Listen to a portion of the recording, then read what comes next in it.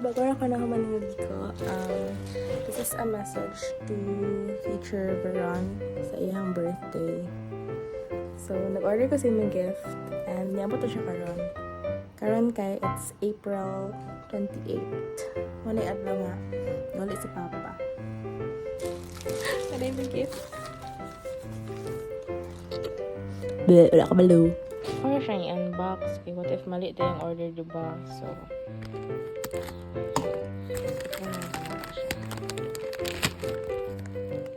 wait. Halit ko, kumuli ko tayo. Nakalimot ko ba nga kuan di ay number ni mama kung nabutang sa Shopee. Wala na ko na-change. Nanawag dito. Nga na ang order. Ingani.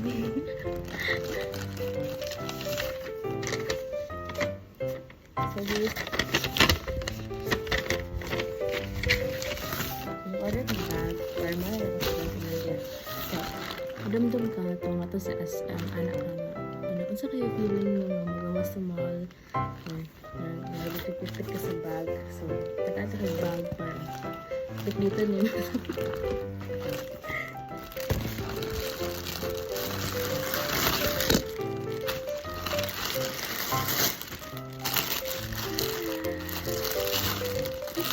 Color, diba? Yung color. Feeling ko masaya ito na sa mall. Pero, wala naman yung nag-shop. Tapos, wala naman yung color. Ablihan na kami. Gusto na ko siya ablihan. I-check ang quality.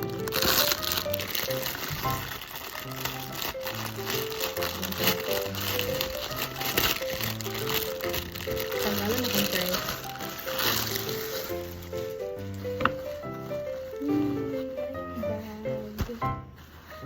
Perfect. Unang araw pa lang, hinahanap na kita. Bakit pa ganito?